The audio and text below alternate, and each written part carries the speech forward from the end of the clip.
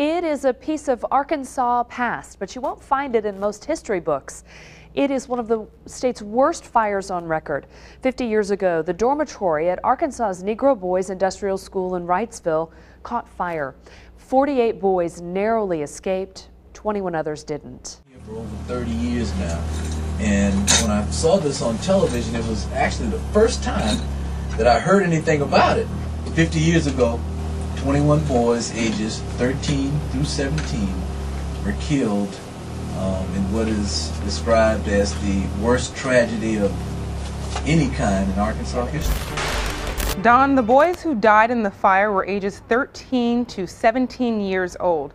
Many people in Arkansas haven't heard about this tragedy, and one mother and documentary filmmaker hope to change that. I feel that each young man should have his own individual marker that represents him, his name, and everything. Each one should have their own. Now, as far as the other marker, which is the memorial, I also feel that they should have a memorial every year, just like the Little Rock Nine. I feel they should honor these boys every year. In a memorial service. In a memorial service, and they should also have a memorial spot, ground, however you say it. Yes, ma'am. They need their own. They just need it. You know, they just need it because it just seems. I don't know. The fire just don't seem right.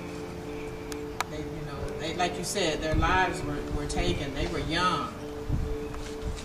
You know, and they just took them and just put them out there and just left them out there. And that was the feeling I had, and that is it. And that's what got me. You know, and I said, if we work with markers and these boys don't have nobody can go out there and see that this is where they lay, this is where they're at. That's not good. Everybody should have a marker. We had a customer from Pine Bluff. Tony, Mr. Nibley's son, did a French poodle monument. She bought her French poodle a granite monument with a vase on it. You know what I'm saying? What froze you? Was it just the story, the horrific nature of it? The horrific nature of knowing that it was 21 young men that were burned in Wrightsville, and 14 don't have monuments, no recognition, no memorial, nothing, no nothing. You know, that's what got me. How old were you? 16? 15. 15? Do you remember much about that? When we get out of it. Were you in the dorm? And so you were one of the kids in there. So can you just sort of tell me what you do remember about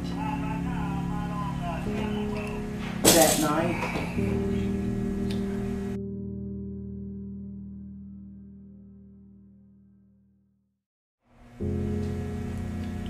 He had some, like them wires out there, the fence there. They had a big old thick screen they made just like that, on the inside and outside. They had the 16 penny nails through them, and they wasn't easy to come off. Right. So you had to pull one from the inside. When you got that through, you had to get the outside ones through. Oh, so they were both in and out. Mm-hmm. And the door that's in it to it was locked. So Couldn't get out the door. 2 doors. it was one door. One door in that way. One door. out. It is locked from the outside. Right. 59, a fire breaks out at the Arkansas Negro Boys Industrial School, but the only doors are locked. 48 children escape, 21 die. They said they found bodies piled in corners or in situations where they were trying to get out. Arkansas's secret Holocaust, Monday at 10. Each headstone tells a story. Some come here to grieve, but Lavina Lawrence has come for answers. Ain't no way in the world they could get out. Lawrence's son, Lindsey Cross, died 49 years ago in one of Arkansas's worst fires on record. But he didn't get me a bit of trouble. Sweet as he could be. Sure was. But trouble found Cross. At 15, he was accused of stealing, and a judge sentenced him to time at Arkansas's Negro Boys Industrial School in Wrightsville, a state-run school for teen boys convicted of minor offenses. He was a nice boy. He was just kind of easy to be persuaded by other kids, you know. March 5th, 1959, before dawn, the dormitory at the school caught fire. The 2 doors leading out of the room locked. You were quoted in the paper as seeing someone try to get through. That's what messed it up. When he went up through there and tried to kick that door in. See, that's when that fire and all that smoke come in shooting in most of them. See, we got out the window then, about the time we had the window. So this other person, Jesse, was able to actually kick the door in to get out, or? I'm gonna put it this way. When you're a little bit frightened, you know, Right. stuff. So the door came open, but that's when the fire was coming this way toward us. That's what that happened. So the door Well, came. we comes in and out of it. See, Mhm. there's nobody outside there. Because when anybody supposed to been there, they wasn't there. Right. Then I don't know if he was in Pan Blow where he stayed at or what. Right. So Right. that's why I called. So Jesse, I want to make sure I understand you. Did the door cave in on him because of the fire, or did he actually? Yeah, no, he tried to go through the fire. He tried to go through the fire. Till the fire kind of lit him up and he made a retreat. So he ran to the door, He figured he Through could go the out fire. through. He thought he could go go that through way. that way. and he started kicking at the door. The door came open. I don't know how many were there with him, but he was there. So the door did come open at that time.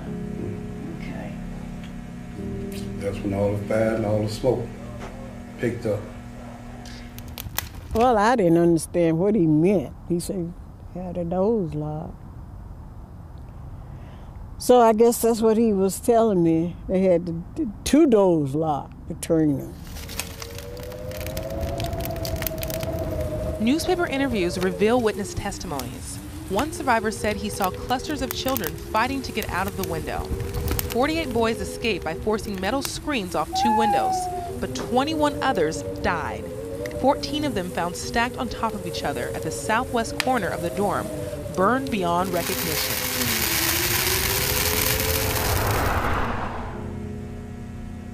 Do you remember where the fire started? In the chapel. What you say? They call it the chapel. It was in the front. You think the fire started in the front, not in the dorm room itself? Well, it's done was made just like these old penitentiary camps was here when I come here. Made on a U. Right. And that's where it was right there. That's what you call the front. You come in the front of it. It's like this here. We was here. You got another side over here. Right. Right here where you got a big pot belly stove sitting right there. Right. See, that probably got overheated, whatever. I ain't gonna say how it started, whatever. There was a boys' industrial school, and it was primarily for African American youth, and actually we're talking about the Jim Crow era, so there was segregation. These 69 boys were locked into their dormitory, and the building mysteriously caught fire. You could smell the burning of the bodies. They were bringing bodies out. They were bringing pieces out. There were no adults on the premises, and there were no keys to unlock the door. Why hadn't we ever heard anything about this? The horrific nature of 21 boys being burned alive in a Holocaustic fashion just caused folk to want to cover it up.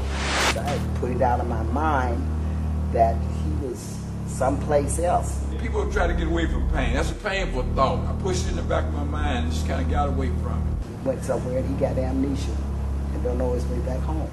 That's how I was feeling. So the room was full of smoke. Smoking. Which is why you had to count the beds to find your way to the window. Count it and lay low. Coming back, that's right. See, it was 8 beds up from right there at the counter. But if you didn't, you over counter, under counter, you didn't have number 1 window. It was open. The rest of them still had them thick wires and things on. I'm just trying to help my child. He dead and can't help himself. I'm trying to do the best I can. That's all I can do. Through the years, the cemetery has had several owners. And without a headstone, the new groundskeeper, Sam Jarvis, can only estimate where the bodies are. Measured where graves are here and determined that this was, I hope, the actual spot where it starts here, and measure down to where the other graves come out over this way. You know, you guys may be able, if you choose to, help in the production of it, because it has a personal significance to me. It's also a story that needs to be told. Frank Lawrence has invited UALR film students to help him with the documentary, Arkansas's Secret Holocaust, about the children who died in the Wrightsville Boys Industrial Fire, including his big brother, Lindsey Cross. It's certainly not designed to indict Jim Crow. It's certainly not designed to put blame or to make a negative kind of a statement about the state that I was born in, raised in, and loved very dearly. Mr. Austin, right, was the one who was supposed to be staying here because the other guy was sick. Yeah, Mr. Banks. Mr. Austin right here. When you come in, right to your left was the house right there beside the road. Right. That's where Mr. Austin stayed. He said he was in here when the lights started flickering, and that he ran home to get a flashlight. Right. Because it went dark. Do you remember lights flickering? The thing I know is that red hot blazing fire. Right. That's all I remember.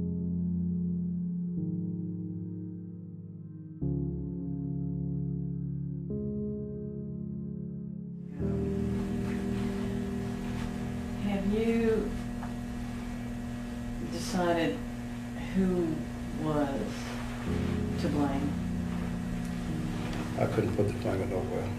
Because that's something I wouldn't say, because if I say I'll be lying, if I say, you understand, yeah, I'll still be lying. Might be telling the truth.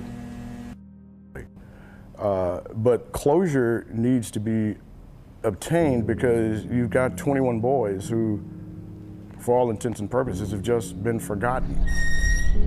Nearly 50 years later, the land where the industrial school stood now houses an Arkansas Department of Corrections men's boot camp. There aren't any plaques or markings to indicate that the Arkansas Boys Industrial School was ever here, but the 21 children who died have not been forgotten. In fact, the people we spoke to say the story of the fire has been passed on for years. It's almost become like a folklore. But as for the specific details surrounding the tragic event, those are harder to come by.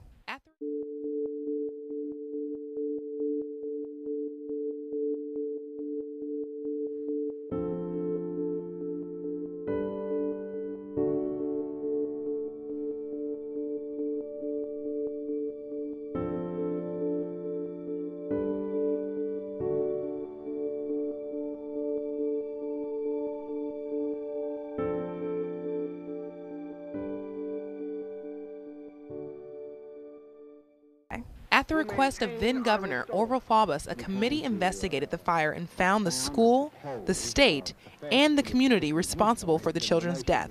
But it didn't recommend a punishment, and somehow the story faded into the backdrop of the civil rights movement. History and time both can cure any problem that you have, but unfortunately, history is the only one of those two that can repeat itself. Frank Lawrence hopes his documentary will answer his and his mother's questions and help keep the history of the Wrightsville fire from repeating itself. The Lawrence family isn't convinced Lindsey Cross or any of the other boys who died in the fire were actually ever buried at Haven Rest Cemetery. They say authorities wouldn't allow anyone to see the bodies, so they plan to ask the courts for an excavation. The black community was in such horrific fear, the story just vanished. Sounds like that old thing of sweeping under the carpet sounds like this kind of what happened here.